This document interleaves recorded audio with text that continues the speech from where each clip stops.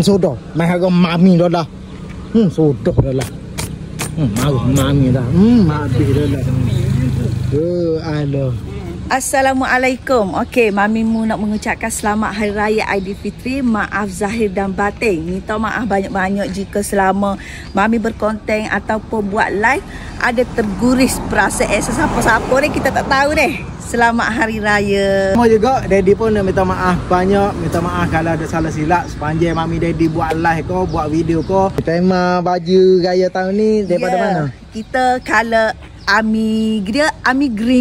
Ami Green by Ahmad Amran. Terima kasih Ahmad Amran sebabnya buat baju Mami hot super comel selesa. Ni custom ke? Ya, custom.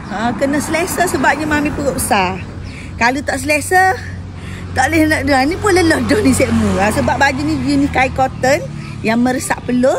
Orang besar pun kita ni mudah peluh. Jadi Malik dah pakai baju ni. Alhamdulillah. Terima kasih Ahmad Amran. Sama juga Uya Easy lah. Tengok Easy. Easy, sini Easy. Ni Easy. Easy ni sama juga kita custom dah. Daripada Ahmad Amran ni, butik Ahmad Amran ni dia boleh custom. Jadi Easy pun kita custom. Tengok comel. Bahagia anak pun. Pusing. Tengok ni. Sudah. Mahal mami dah lah.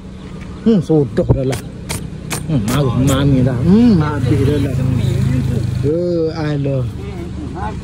Sama juga sawak ni baju Ahmad Amran ni. Custom.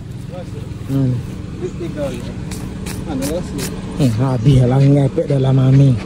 Udah lah. Yang ni di sebelah. Gi suruh. Beres sawak ni. Belakang tak ada. Cemalah.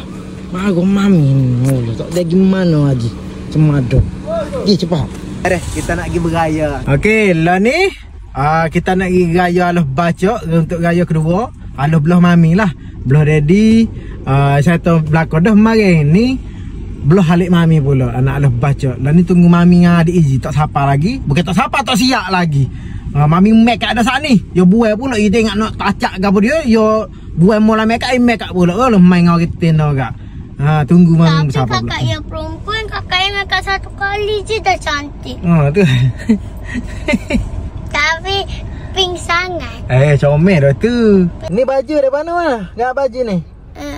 Daripada Amran selesa cantik. Ya. Kakak yang suka. Selesa cantik ni baju raya kedua ni. Jadi ni kakak yang sudah tercari. Ya, kan? Macam tercari sendiri. Ya ke? Comel baju kakak ya.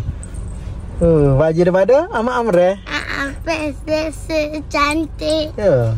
Hari ni untuk raya kedua Daddy Bo pakai daripada Ahmad Amran juga. Baju teluk belanga ni Daddy memang cukup-cukup suka. Daripada raya pertama kemarin Daddy pakai warna hijau. Pada pagi rapat pas malam Daddy pakai. Memang dia selesa. Dia tak panas. Dia kalau peluh pun dia mudah kering. Dia kain cotton. Jadi tunggu memang Daddy puas hati lah. Cukup-cukup puas hati dengan harga dia kata kan. Dengan kualiti dia tu, dengan harga tu kita selesa puas hati. Mimbo siap ada. Ada baju Maming. Panah. Aduh, Izzy pun cantik. Naik. Izzy pakai lipat Jepun ke? Mana lipat gaya Izzy?